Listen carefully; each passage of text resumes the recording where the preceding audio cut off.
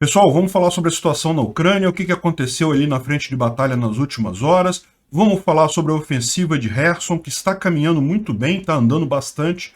E vamos falar também sobre o corte do gás para a Europa pela Rússia, hein?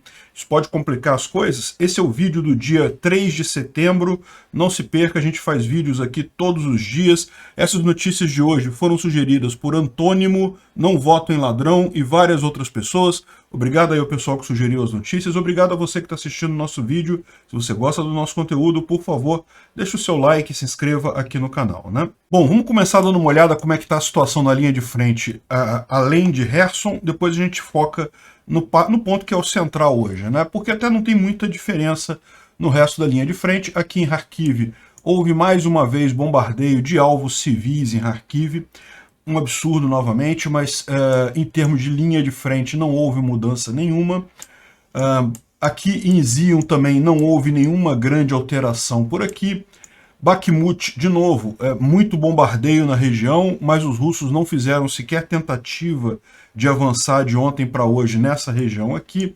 E a mesma coisa acontece aqui em Avdiivka, também não teve nada, teve bombardeio, evidentemente, não teve nada, como a gente fala, lógico, em relação a avanço ou recuo de tropas, tentativa de avanço sequer não houve. Evidentemente que houveram ações ao longo da linha de frente, isso acontece o tempo todo, né? Aqui na região de Zaporizhia, da mesma forma, não teve avanço nenhum, mas teve uma grande explosão em Tokmak. Dá para ouvir a explosão aqui, não dá para ver nada. Ou dá para ver apenas um clarão ali. Mas uma grande explosão em Tokmak de ontem para hoje, né? Então é mais um depósito de munição que deve ter sido atingido nessa região aqui. Bom, existem notícias de que neste instante, no momento que eu estou gravando esse vídeo, por volta das 7h30 da manhã, aqui no Brasil, o que significa 1h30 da tarde lá na Ucrânia, houve um grande incêndio em Simferopol, que é lá na Crimeia ocupada, só que a gente não tem informações ainda sobre o que seria, se seria um ataque mesmo, se seria apenas um incêndio que aconteceu em algum lugar lá. Tão logo a gente tenha mais informações, a gente traz para vocês, provavelmente no vídeo de amanhã, se confirmar também se é alguma coisa relevante, né? Essas coisas às vezes saem a notícia assim, mas no final não é nada tão relevante. De qualquer forma, é mais um ponto de atenção aqui, né?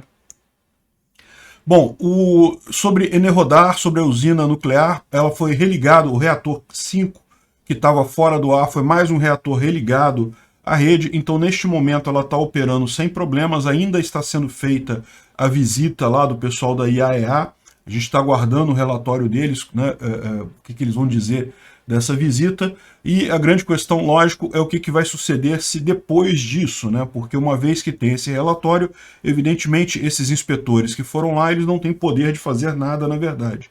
Vai depender depois de acordos aí entre os países sobre o que vai ser feito ali na região. Mas bom, vamos à região aqui de Kherson, porque realmente parece que a ofensiva está andando bem, viu? Ao contrário do que dizem os blogs russos, evidentemente. Você tem aqui uma série de explosões na região de Kherson aqui. Dá para ver, isso aqui é na cidade de Kherson mesmo, um monte de explosões. Se você olhar aqui, ó, olha só, um monte de lugarzinho pegando fogo aqui, um monte de coisa, de ataques ucranianos. Isso aqui é na região de Kherson, em Bavovny-Artko. Eu confesso que eu não sei onde fica essa cidade, eu procurei, não consegui encontrar, mas é lá na região de Kherson, em alguma região próxima ali, né? Isso daqui dá uma ideia muito interessante sobre como é que está essa ofensiva, né? Porque aqui a gente tem um comunicado das Forças Armadas ucranianas sobre como é que está a situação lá na Ucrânia hoje, né? E daí ele mencionou várias coisas aqui, mencionam também o funcionamento muito preciso da defesa antiaérea aqui em Dnipro, né? Dnipro, essa cidade aqui, ela sofreu um ataque também, aliás, foi Kharkiv, a gente falou, Mykolaiv também sofreu ataque de alvos civis, e também tentaram bombardear Dnipro, mas em Dnipro a defesa antiaérea derrubou todos os mísseis russos sem nenhum atingir de fato o alvo, né? E aqui eles falam sobre várias áreas e coisa e tal, mas no final o que interessa mesmo é lá em Kherson, né, onde está todo mundo olhando, e eles falaram que mais de 10 concentrações de poder de humanos, né, de soldados inimigos foram atingidos, incluindo 3 locais ou abrigos de platuns, né, 3 complexos de míssil antiaéreo e várias unidades de veículos armados que os ocupantes acabaram tendo destruídos, né? Ou seja, isso dá uma ideia realmente de o que está acontecendo. A Ucrânia está começando a atingir, já atingiu todos os grandes depósitos de munição, todas as grandes concentrações de munição, estão começando agora a atingir mesmo soldados. O cara tem ali um acampamento de soldados com um monte de gente, joga um Heimarzinho ali, resolve o problema, dá aquela desratização bacana ali na região. Então é isso que a gente está vendo provavelmente nessas imagens aqui, de um monte de foguinho. Aqui também, se você reparar, são vários focos, não é mais uma grande explosão, você tem vários focozinhos de incêndio em vários lugares ali, né? Isso aqui são helicópteros russos, mais ou menos nessa região aqui, ó. Nessa região daqui, provavelmente. Por quê? O que está acontecendo já, né? Lembra que os ucranianos já cortaram todas as pontes aqui, e além disso, essa ofensiva nessa região aqui já cortou essa estrada também, a gente vai ver isso mais adiante. Então os russos já estão com dificuldade de abastecer as tropas deles nessa região. E vocês sabem, abastecer tropa com helicóptero é tipo a última coisa que você consegue fazer, mas você não consegue fazer por muito tempo e não consegue fazer muito bem. No final das contas, isso mostra realmente que a estratégia ucraniana de fechar as pontes, de não permitir o abastecimento e fazer a guerra do lado de lá, está funcionando de acordo. Os russos estão ficando sem munição, sem reforços, e isso está gerando já... Quando você chega realmente a abastecer tropa com helicóptero, é porque está no final essa batalha aí, né? É lógico, eles ainda podem resistir por algum tempo ainda. Lembra, Mariupol resistiu durante vários meses sendo abastecida por helicóptero também. Quando as tropas ucranianas estavam lá em Mariupol, elas resistiram vários meses. Mas tem duas diferenças nesse caso. Primeiro que Mariupol é uma cidade. Aqui nessa região de Kherson é basicamente campo aberto. São pouquíssimos vilarejos que tem por aqui, nenhuma cidade grande, só vilarejo mesmo. E então é muito mais difícil você ocultar uma tropa nesse sentido, né? E além disso, os russos aqui não conhecem a região. Lá em Mariupol, os ucranianos conheciam muito bem a região. Então, muito pouco provável que as tropas russas durem mais muito tempo nessa região aqui, sendo abastecidas por helicópteros. Outra coisa interessante foi esse vídeo que saiu agora cedo. Tá vendo aqui, são sistemas antiaéreos que foram destruídos na região de Olesk. Olesk é aqui embaixo, próximo a Kherson.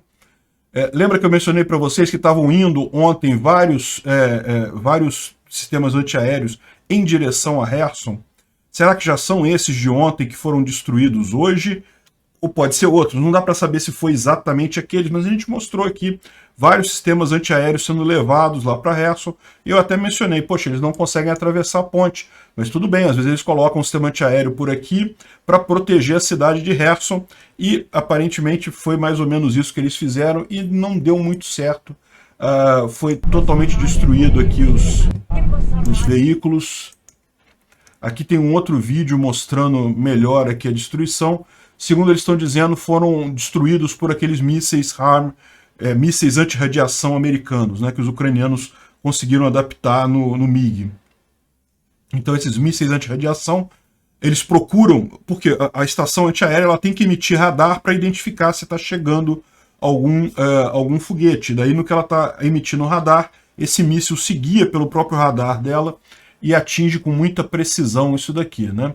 Então, realmente, tem umas imagens aqui também, dá para ver a imagem dos sistemas. São sistemas Pantsir S1, né? Bem interessante aqui a destruição causada, né? Bom, vamos dar uma olhada em algumas análises que estão sendo feitas aqui na internet sobre exatamente o que está acontecendo nessa contraofensiva ucraniana, né? O Ilya Ponomarenko, ele dá uma visão muito geral de qual é a estratégia ucraniana aqui, que não é necessariamente ganhar território na visão dele, tá? É lógico, ganhar território é uma coisa positiva, mas o objetivo central nem é esse. O objetivo central é realmente desgastar as tropas russas aqui. Qual que é a ideia? Você ataca em vários frontes de forma que os russos não têm como, não tem alternativa que não seja manter a defesa em vários lugares, e proíbe a entrada de suprimentos novos por aqui, pelas pontes. Então, no final das contas, você vai desgastando essa defesa russa aqui.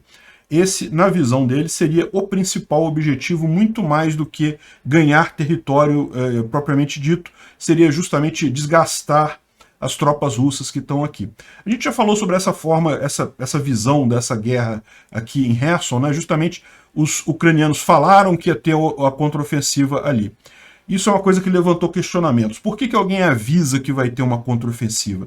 Normalmente, se você vai fazer uma contraofensiva, o fator surpresa é um fator interessante. Então você não avisa que vai ter contraofensiva. O fato dos ucranianos terem avisado, e avisaram há algum tempo, olha, no final de agosto vai ter uma contraofensiva.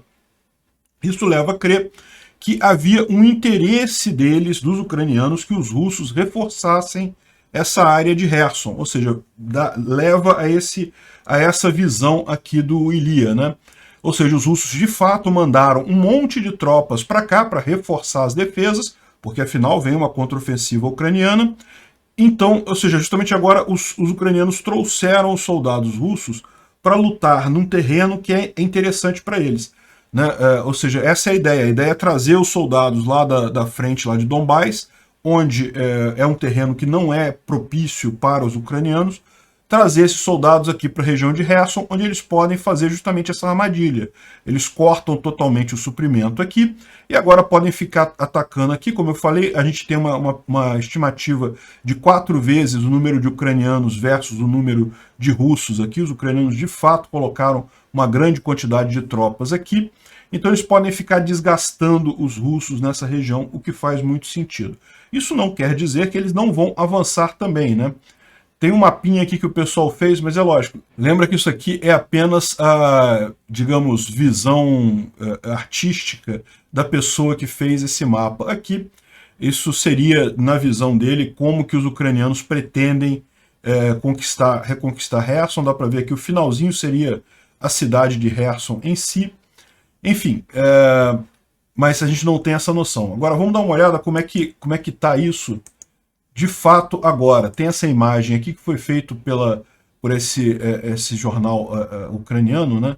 TPYXA, em que eles falam sobre como é que está a situação atual, com base no relato das próprias Forças Armadas ucranianas. Então aqui não tem nenhum segredo que os ucranianos não pudessem revelar, né? Como você diz aqui. Eles explicam aqui, ó, que na direção do South Bud, que é ali em Kherson, né? O inimigo bombardeou áreas de Lozov, Andrivka e sei lá o que, sei lá mais o que. E importante, Stepova Dolina.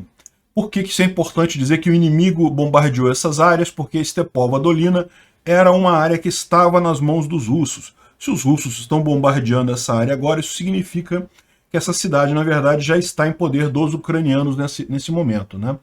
Ele diz aqui, ó, que as forças de defesa da Ucrânia, né, repeliram ataques do inimigo, dos russos, nas áreas dos povoados de Visokopila e Potenkine. E isso daqui quer dizer exatamente isso daqui, ó. Tá vendo aqui, ó, Visokopila, essa setinha vermelha que está aqui, bem aqui no norte dessa região, né, foi onde os russos tentaram avançar, mas segundo o relato das Forças Armadas ucranianas não conseguiram, foram repelidas. E também em Potenkine, eu vou ter que tirar minha cara daqui para mostrar para vocês, aqui embaixo, mais próximo a Kherson. Então aqui também, em tese, os russos tentaram avançar e não conseguiram avançar. Então isso são as novidades que a gente tem dessa coisa toda aqui. E aqui também a gente tem informação, isso aqui por blogs russos, na verdade, que os ucranianos já tomaram Brezimene, Brukinski e talvez outros vilarejos aqui na região também. Ou seja, eles estão de fato conseguindo avançar nessa região aqui, a contraofensiva ucraniana, né? A gente não está vendo aquele movimento, pelo menos que a gente tenha informação, aquele movimento que se suspeitou que seria feito aqui de tentar segurar as tropas russas nessa região aqui. circular as tropas russas, né, fazer uma pinça aqui e isolar o pessoal aqui. Não estamos vendo isso acontecer, porque a outra pinça aqui não está acontecendo e aparentemente os ucranianos estão descendo para o sul, não estão fazendo um movimento aqui para o leste, né, que seria o esperado nesse caso. Então, talvez o objetivo deles não seja lidar com essas tropas aqui diretamente, e sim tentar fechar isso daqui, né? Certamente essa estrada aqui é uma estrada muito importante, porque ela que abastece as tropas russas na maior parte dessa linha de frente aqui. Se você reparar, tem uma outra estrada que passa aqui por baixo, mas para abastecer isso daqui, dá para fazer esse caminho aqui, é verdade, mas é um caminho mais longo, é uma estrada menos fácil de usar para os russos, né? A estrada que os russos vêm usando é justamente essa estradinha aqui, é a T-2207, né? Eles podem ir por essa outra estrada aqui mais ao sul, que é a T-0403, e depois pegar a 022-0106, mas repara como é que é uma estradinha bem menorzinha, bem mais cheia de curvas, então acaba sendo algo muito mais difícil para os russos usarem. Essa daqui, a T-2207, é muito melhor, mas agora os ucranianos já tomaram posse dessa estrada aqui na região de Brukinsk, e provavelmente o objetivo dos ucranianos nesse momento é justamente estabilizar essa parte aqui. Repara que todas essas cidades aqui ainda estão em disputa, né? Ou seja, os ucranianos tomaram, mas ainda está na briga ainda, não tá firme não, né? O objetivo provavelmente é esse, é estabilizar isso daqui para justamente evitar eles mandarem suprimentos aqui. Repara que isso está de acordo com aquela estratégia que a gente viu aqui, porque justamente é mais uma forma de você sufocar a chegada de reforços nas outras frentes russas aqui, né? E, ao mesmo tempo, não deixa de avançar, de conquistar território, né? Eventualmente, se os ucranianos conseguirem chegar aqui em Berislav, acabou, né? Esse lado todo de cada dos russos não tem como ser abastecido mais de forma nenhuma, só por helicóptero mesmo, como, aliás, a gente já está vendo acontecer, né? Isso já mostra um certo desespero dos russos, essas tentativas de abastecer por helicóptero o pessoal ali, né? Bom, tem uma mensagem curiosa aqui que foi tirada de um blog russo, né? De um Telegram russo. Está aqui o original em russo. Eu vou dar uma olhada aqui na mensagem traduzida para inglês, e o cara fala basicamente que a situação está meio desesperadora ali em Kherson, porque eles dizem o seguinte: de fato a gente está conseguindo repelir, matar muito ucraniano, destruir as forças ucranianas. Tenha em mente que o que ele está falando aqui, ele é russo, então ele está falando o lado dele, né? Está puxando sardinha para o lado dele. Então ele fala que os ucranianos botaram várias brigadas nesse fronte de Kherson, então eles podem perder 3, 4 mil pessoas por dia, que não é algo crítico para eles, né? Veja, esse número certamente está exagerado.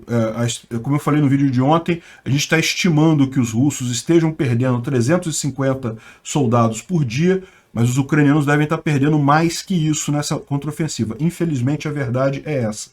Não tem como fazer contraofensiva perdendo pouca gente. Toda contraofensiva desse jeito é um ataque, é uma forma de ataque, e quem ataca sempre tem desvantagem. Então, provavelmente, os ucranianos estão perdendo mais do que 350 por dia, pelo menos. Eu chutaria no máximo uns 700, 800 soldados ucranianos por dia. Não chegaria aos 3 mil, 4 mil que ele está falando, ele está puxando sardinha, não, que estão destruindo os soldados e coisa e tal. Mas repara o que ele fala aqui, eles perdem isso e não param o ímpeto, continuam atacando, né? E ele fala aqui que, olha só, a gente não consegue atingir as pontes deles e eles atingem as nossas pontes, né? A nossa logística está difícil devido aos ataques da Força Armada Ucraniana. E os líderes militares de alto escalão, né, agem como se a gente estivesse numa operação especial e o inimigo está agindo como uma guerra e coisa e tal, né?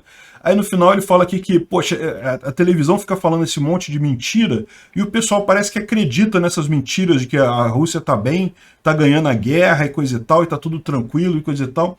Isso vai acabar, as nossas mentiras vão acabar piorando a nossa situação por aqui, né? Enfim, dá uma indicação do desespero do pessoal e que realmente eles estão preocupados com essa contraofensiva, né? Bom, vamos dar uma olhada aqui no relatório do Instituto para Estudo da Guerra. Eles mencionam duas coisas interessantes aqui, né? A primeira delas é a queda do suporte para a guerra na Rússia. Em que sentido? Na verdade, o suporte chegou a ser 80% dos usos favoráveis, caiu para 76%. Você pode falar assim, poxa, nem caiu tanto assim, né? Foi pouquinha coisa. Mas quando você vê a estatística seguinte, que eles perguntavam se você apoia fortemente a guerra ou apoia só um pouco, e se você acha que seria razoável um acordo de paz e coisa e tal, aí os números fazem muita diferença. Lá atrás, esses números, quem apoiava fortemente a guerra era quase 70%, ou seja, quase todo mundo apoiava a guerra e apoiava muito fortemente a guerra. Agora, os que apoiam muito fortemente a guerra já caíram para 48%, ou 46%. Suportam de forma muito forte, né? E 30% suportam geralmente, mas não dá aquele suporte grande. Ou seja, realmente o público russo, desde que começou a ver os problemas na Crimeia, desde que começou a ver os problemas econômicos que estão acontecendo na Rússia, com o tempo, a propaganda russa, por mais que eles tentam manter, né, aquela visão de que a Rússia está indo bem e coisa e tal, isso acaba não tendo mais aquele efeito todo, o pessoal já está começando a acreditar, a perceber o problema dessa guerra, né? E os blogs militares russos que estão fazendo todo aquele negócio de dizer que não, que a contraofensiva ucraniana já acabou, que já deu errado, e não sei o que lá, e que os ucranianos estão se suicidando ali, e que isso vai acabar piorando a situação para a Ucrânia e coisa e tal, só que todo esse papo que eles falam aqui, a gente vê que realmente nas conversas internas do pessoal, no final das contas, não procede. De fato, a Ucrânia está avançando ali em Kherson e está machucando de forma significativa as tropas russas ali na região, né? Bom, uma curiosidade, repara esses caminhões aqui que estão andando em Donetsk. Já viu o símbolo? Cadê o Z? Cadê o Z? Onde é que está o Z nesse negócio aqui? Tá vendo? Olha só, tem um símbolo novo aqui, ó. Esse caminhão aqui estava lá em Mariupol. De novo, olha só, é um outro símbolo que eles estão usando agora. A gente falou ontem que os bloggers militares russos pararam de usar o Z no nome, né? Não, de repente todos eles abandonaram o Z, como se de repente vai ficar uma coisa estranha, uma coisa ruim, né? E agora a gente começa a ver veículos militares russos lá na região lá da Ucrânia com um símbolo diferente, sem ter o símbolo Z. Qual que é a jogada aqui?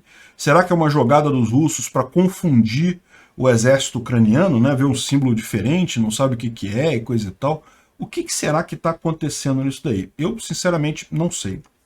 Bom, isso aqui é mais uma prova de inteligência média do soldado russo, né? O rapaz aqui está dizendo que, poxa, eu queria esquentar comida, eu acabei botando fogo no BTR.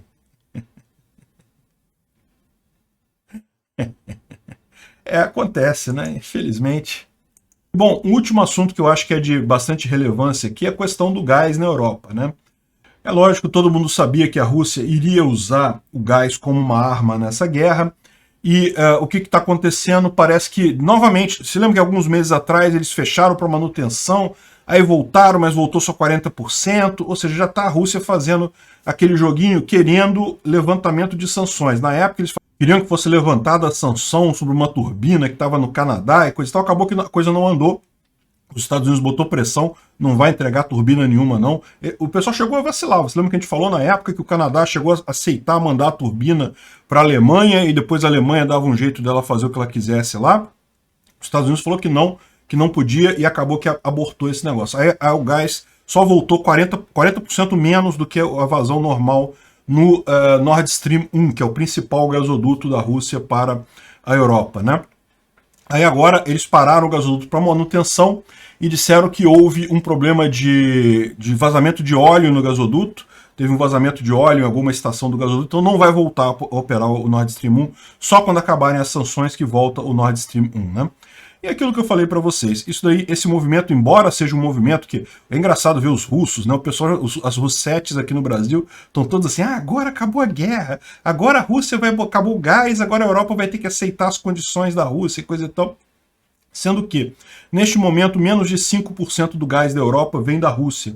Ou seja, perder 5% do gás é ruim? É ruim. O preço do gás na Europa já está caro, vai ficar mais caro ainda, Mas, meu amigo, não vai ser tragédia não, né? A maior parte do gás europeu hoje em dia já está vindo dos Estados Unidos mesmo, então não tem grandes problemas nessa história, já está tudo com LNG.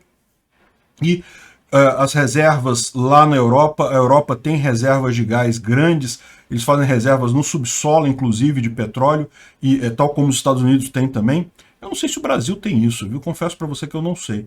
Mas são reservas muito grandes, realmente, e estão todas cheias, estão todas no nível esperado para o inverno. Quer dizer que não vai ter problema? Não, como eu falei, as contas estão altas, vão continuar altas, vai ter um gasto muito grande lá na Europa, mas é por uma boa causa, né? Esse tipo de coisa, eu também não duvido que a guerra vai acabar em pouco tempo, mas não pelo que o pessoal tá falando aqui, né? Não porque a Europa vai ceder, mas porque a Rússia vai ceder. Aliás, esse tipo de jogada da Rússia de cortar o gás agora no verão mostra claramente o desespero deles para acabar com essa guerra rápida. É o que eu falei para vocês. Esse tipo de corte seria muito mais eficiente se fosse feito durante o inverno. Causaria muito mais medo, causaria muito mais preocupação, né? Estão fazendo o corte agora por quê? Porque a Rússia não aguenta mais levar essa guerra por muito mais tempo.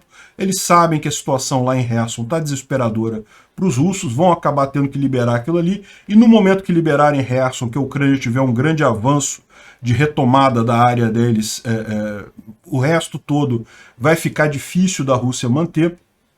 Então, é o tipo de situação que a Rússia tem que acabar com essa guerra logo, né? E daí está forçando isso agora, cortando gás no verão, cortando gás no momento... Mas a gente já está no outono, né? Mas um momento em que ainda é relativamente tranquilo para a Europa esse tipo de coisa, ainda dói pouco na Europa, né? Ou seja, isso mostra muito mais um desespero da Rússia do que qualquer outra coisa, né? O G7 confirmou um plano de impor um teto de preço sobre o petróleo russo. Eu não sei como é que funcionaria isso, tá? Ou seja, que ninguém do G7 vai comprar petróleo russo acima de um valor X. Não dá muito para saber como é que seria isso, né? Enfim, vamos ver o que é. Se a gente tiver mais informações sobre isso, a gente avisa. E olha só o Lukashenko falando que a guerra na Ucrânia vai acabar brevemente. De novo, esse cara aqui está falando, lógico, do lado dos russos, dizendo que não, agora a Europa vai ceder e vai acabar, porque senão isso pode desandar para uma coisa nuclear e coisa e tal. Mas, de novo, isso está naquele espírito que eu falei. A Rússia está jogando suas últimas cartas. Eles não têm como manter essa guerra por mais muito tempo. Então, ou seja, no final das contas, está aí o Lukashenko confirmando o que a gente está vendo. Sim, a guerra está caminhando para um fim, mas para um fim com a derrota da Rússia. Obrigado por assistir o vídeo até o final. Além de curtir, compartilhar e se inscrever no canal, considere se tornar patrocinador com valores a partir de R$ 1,99. Clique no botão Seja Membro abaixo para saber as condições e vantagens de patrocinar o canal. Mais informações sobre o nosso projeto, visite nossos sites indicados na tela.